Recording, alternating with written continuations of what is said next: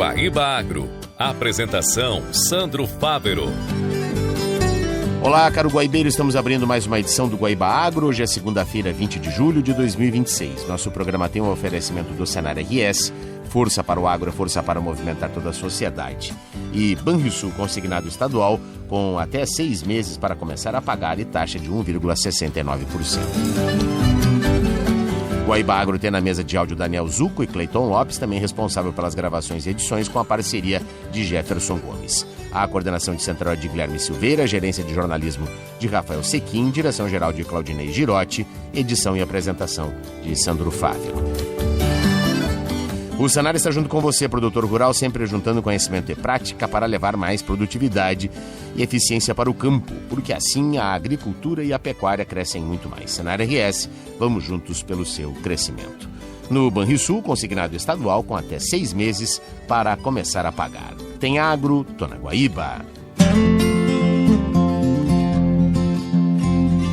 O assunto de abertura do programa desta segunda-feira, dia 20, é o 10º levantamento da safra de grãos 2025-2026, divulgado pela Conab, a Companhia Nacional de Abastecimento, que apontou uma produção nacional de 360 milhões e 100 mil toneladas na safra 2026. O volume é 2,2% superior ao obtido no ciclo anterior, o que representa um acréscimo de 7 milhões e 800 mil toneladas.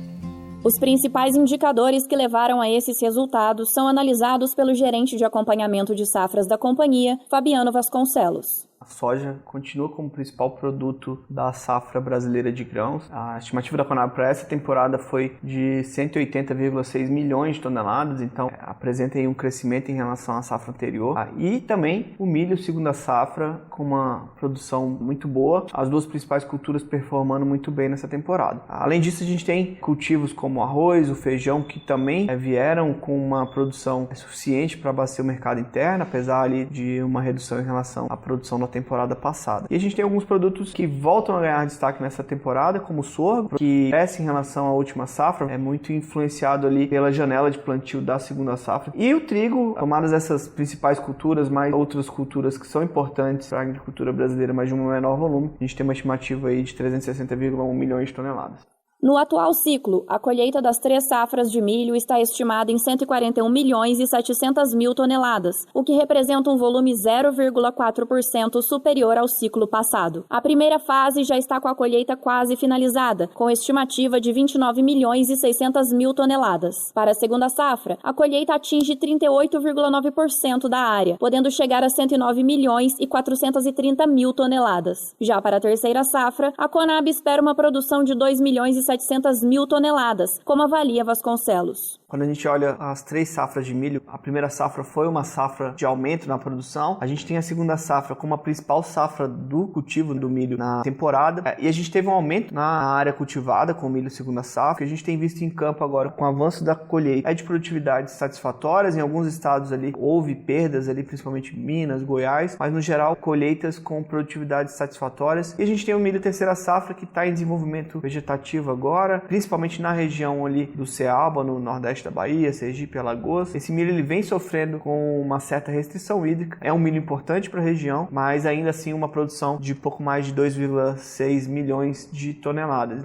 As condições climáticas contribuíram para o incremento de 2,8% na produtividade do algodão em relação à safra 2024-2025. O levantamento da Conab prevê a produção de 4 milhões e 60 mil toneladas de pluma, com 8,1% da área já colhida, 78,4% em maturação e 13,5% em formação de maçãs. Finalizada a colheita, a soja alcançou uma produção de 180 milhões e 600 mil toneladas, valor 5,3% acima do obtido na safra passada. Item fundamental na mesa dos brasileiros, o arroz, com a colheita também encerrada, apresenta a produção aproximada de 11 milhões e 100 mil toneladas. Para o feijão, a produção total estimada é de 3 milhões de toneladas. Em fase final de plantio, o trigo deve chegar a 6 milhões de toneladas produzidas, com redução de 23,5% no volume a ser colhido, como explica o gerente de acompanhamento de safras da companhia. O trigo ele tem uma área cultivada nessa temporada menor do que na safra anterior, é o que a gente tem observado. A estimativa de área cultivada ela está menor. A gente teve na última temporada, na última safra, produtividades excelentes para o trigo, e aí para essa temporada o que a Conab tem visto, baseado ali em modelos estatísticos e também em análise climática, é que as produtividades elas devem ser menores que na safra anterior. Então, produto dessa menor área, com produtividades ainda que boas e ainda que a maior parte das lavouras recém-implantadas estejam em boas condições, a gente tem uma perspectiva de uma produção menor do que na última temporada. Está atrelado ali às condições mercadológicas do trigo, a decisão do produtor no plantio do trigo ou de outras culturas e essa condição de clima, então isso tudo pode impactar e a Conab tem visto isso. O 10º levantamento também traz a análise de mercado dos principais grãos cultivados no Brasil. Nessa edição, a Conab ajustou as estimativas para o estoque de passagem de milho na safra 2025 e 2026, que deve ficar próximo a 14 milhões e 500 mil toneladas em 31 de janeiro de 2027. A atualização da safra de algodão também permitiu ajustes na projeção de exportação, que pode chegar a 3 milhões e 380 mil toneladas, resultando em um estoque final de 2 milhões e 680 mil toneladas. No caso da soja, o estoque final foi ajustado para 8 milhões e 800 mil toneladas. Informações detalhadas sobre o cultivo e as condições de mercado dos principais grãos nacionais estão disponíveis no 10º levantamento da safra de grãos 2025 e 2026, que pode ser acessado no site da companhia em www.gov.br/Conab. Reportagem de Flávia Aguinello, com locução de Isadora Ribeiro.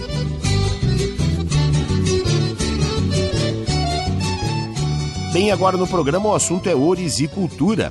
As exportações de arroz ajudaram a aliviar a oferta interna e impulsionaram a recuperação dos preços. As exportações brasileiras de arroz no primeiro semestre de 2026 contribuíram para reduzir a pressão de oferta no mercado interno e criaram condições para uma recuperação gradual dos preços pagos aos produtores. A avaliação é do presidente da Federação das Associações de Arrozeiros do Rio Grande do Sul, a Federarroz, Denis Dias Nunes. Segundo o dirigente, o volume embarcado entre janeiro e junho cresceu mais de 80% em relação ao mesmo período do ano passado, um dos melhores desempenhos já registrados para o setor. Nós exportamos aí um dos recordes, exportamos mais de 80% em relação ao ano passado nesse primeiro semestre. Então, consequentemente, isso deu uma liquidez aos produtores, né, que não precisaram vender no mercado interno, pressionando os preços, e também aproveitamos aí os prêmios de escoamento para contemplar o valor do saco. Apesar do avanço expressivo nas vendas externas, a receita obtida foi menor do que a registrada no ano passado em razão da queda dos preços internacionais. Segundo o Nunes, os primeiros embarques do ano passado foram negociados com valores superiores a R$ 90 por saca, enquanto neste ano os preços ficaram na faixa dos R$ 60, representando uma redução próxima de 1/3. Em relação aos destinos das exportações, Nunes afirmou que os principais mercados permaneceram praticamente os mesmos, mas destacou o crescimento da participação da Venezuela entre os compradores de arroz em casca brasileiro. O presidente da Federarroz também ressaltou que o comércio exterior vem absorvendo parte importante da produção disponível. No primeiro semestre, a balança comercial do arroz registrou superávit de aproximadamente 400 mil toneladas e a expectativa é de que o Brasil alcance cerca de 2 milhões de toneladas exportadas ao longo de 2026.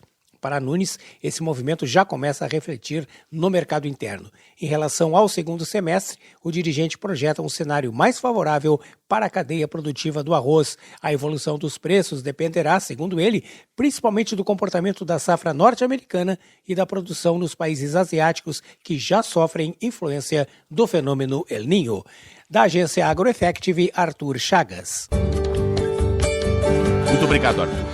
E o Conselho Deliberativo do Fundesa, o Fundo de Desenvolvimento e Defesa Sanitária Animal do Rio Grande do Sul, aprovou em assembleia a prestação de contas do primeiro semestre do ano de 2026.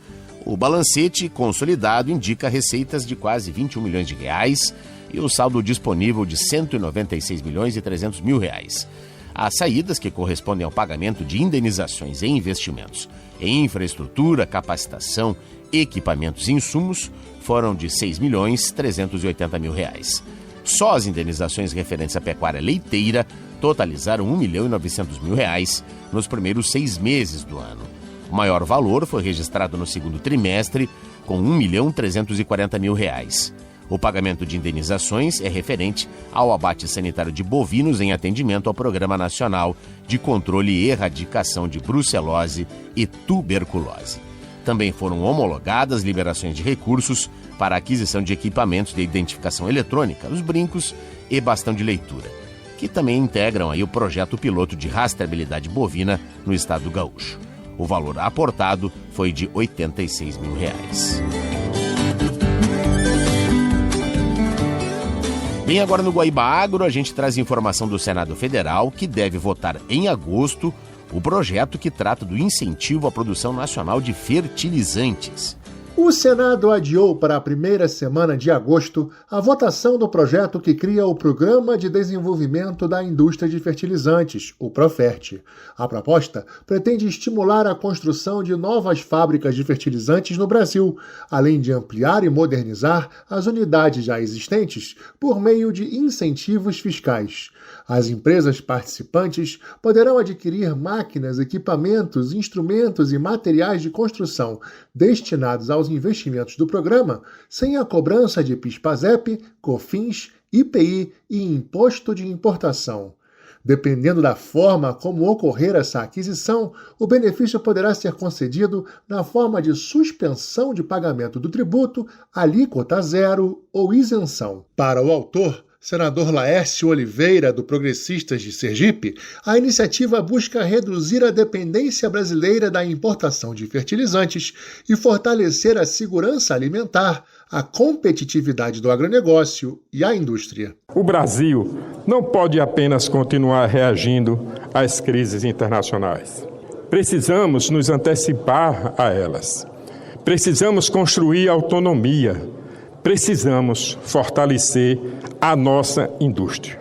Precisamos garantir estabilidade para quem produz e segurança para quem consome. De acordo com a líder do governo, senadora Tereza Leitão, do PT de Pernambuco, o adiamento permitirá resolver problemas fiscais e legais que o executivo apontou na proposta. Ela citou como exemplo os trechos que tratam de renúncias tributárias. A senadora afirmou que será apresentado um projeto de lei complementar para pacificar a questão. Ajustar o que é estranho a um projeto de iniciativa parlamentar no PLP, para a gente ter um programa de fato.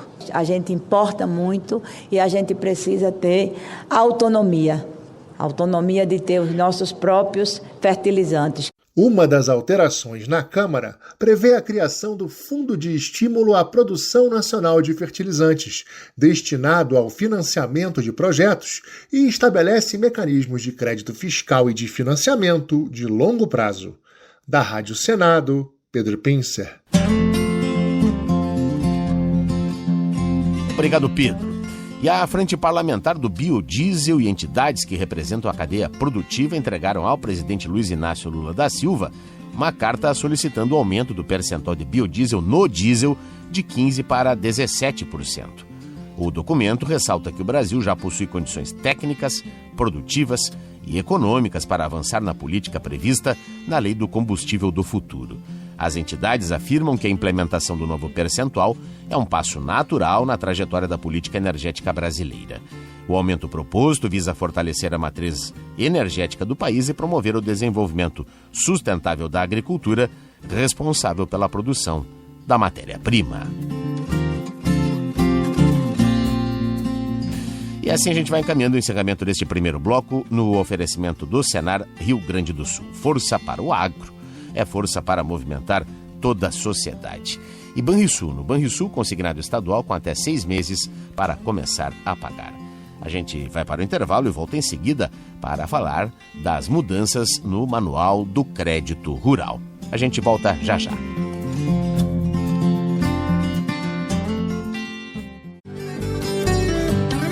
Estamos voltando agora com o segundo bloco do Guaíba Agro desta segunda-feira, dia 20 de julho de 2026.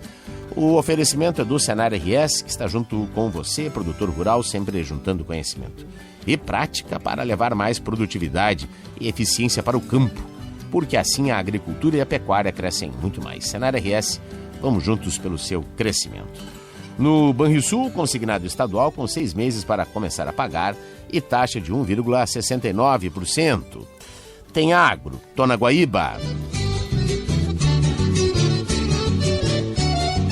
Bem no Guaíba Agro, neste bloco a gente vai falar das alterações no Manual de Crédito Rural, não é? Uma decisão do governo federal que entrou em vigor no dia 1º de julho, que muda aí o procedimento na prorrogação de dívidas. E a gente vai entender um pouco mais, não é, sobre a legislação, né, esse entendimento, conversando a partir de agora com o Dr. Frederico Bus, da HBS Advogados. Dr. Frederico, seja bem-vindo aqui ao Guaíba Agro. Olá, Sandro. Bom, satisfação recebê-lo.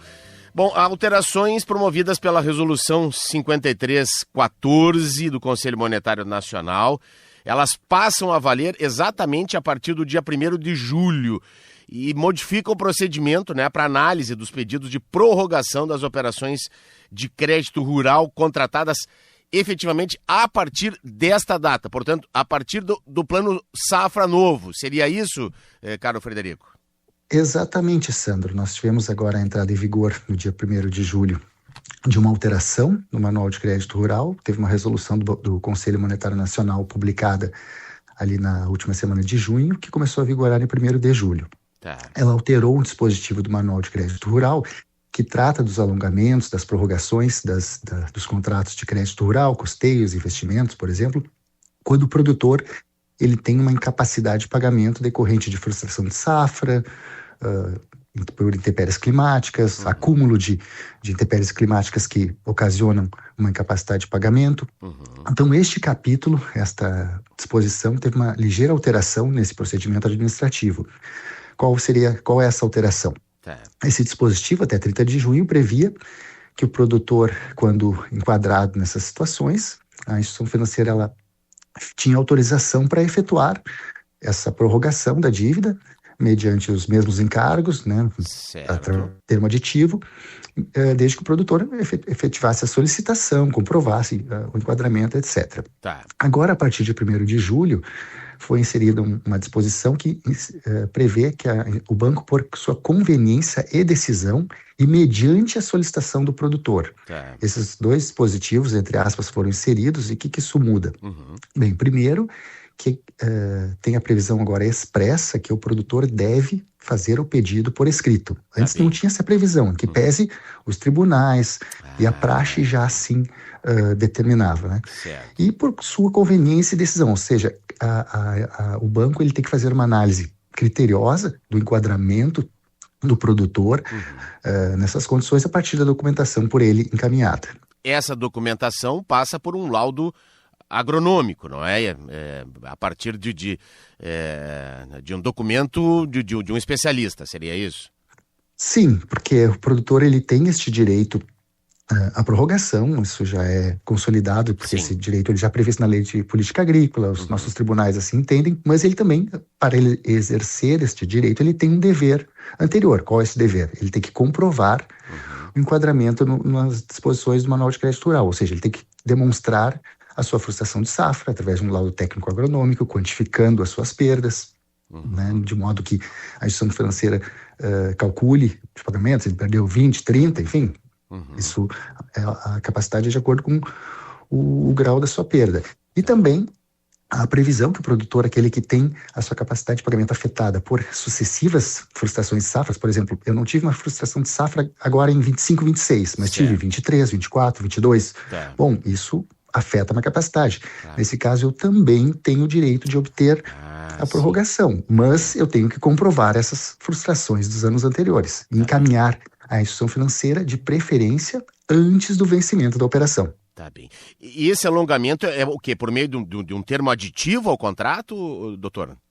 Exatamente, ele deve ser efetuado mediante um termo aditivo, sem acréscimo de juros, sem inclusão de multas. É um simples aditivo no mesmo contrato, alongando em 1, 2, 3 parcelas, ou até mais, de acordo com a capacidade de pagamento do produtor. E o ciclo da lavoura, que é importante. Não adianta prorrogar agora, por exemplo, uma lavoura de arroz, prorrogar para novembro. Não, tem que prorrogar até a próxima safra. Ou seja, sem cobrança de juros ou multas e segue o mesmo contrato, não substitui, não é, por um outro contrato, por exemplo, mais oneroso. Não é assim que é previsto, não é esta previsão. É o mesmo contrato, os juros são aqueles mesmos já pactuados. Né? A mesma taxa pactuada, ela deve ser mantida para as parcelas prorrogadas. Tá bem. É um procedimento mais administrativo, acho, da própria análise, não é? Do pedido de prorrogação, não? Sim, sem dúvida. É importante destacar que o direito ao alongamento, ele permanece vigente, não houve alteração nesse sentido, até porque isso tem uma previsão na legislação federal, na lei da política agrícola. Então, o Manual de Crédito Rural, ele regulamenta esse procedimento administrativo, mas ele não suprimiu esse direito do produtor. Segue o mesmo direito, mas seguem os mesmos deveres do produtor. Então, mais uma salvaguarda até, acredito, não? Exatamente. Então, o produtor, para ele cumprir esses requisitos, ele deve fazer esse procedimento administrativo, protocolar no banco e solicitar o retorno da instituição financeira, de preferência por escrito. Na hipótese de eventual negativa, daí cabe, se enquadrado e comprovado que o produtor cumpriu todos os requisitos e encaminhou isso com antecedência para o banco, ele pode requerer judicialmente essa prorrogação. E vale o mesmo que vinha acontecendo antes, né? Não deixar vencer as parcelas para encaminhar, né, o pedido de prorrogação. Buscar fazer isso antes, não é?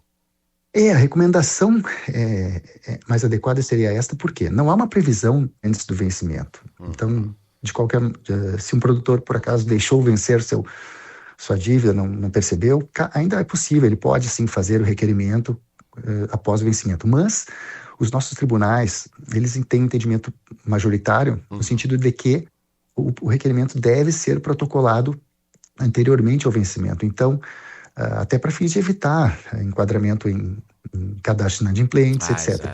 Então, a recomendação é no sentido de protocolar antes, porque eventual discussão judicial que seja necessária, o produtor tem uma melhor chance de êxito, uma chance de êxito mais abrangente, tendo protocolado antes do vencimento. Tá bem. E, claro, continuar, não é, analisando com cuidado as propostas de renegociação dos bancos, não é?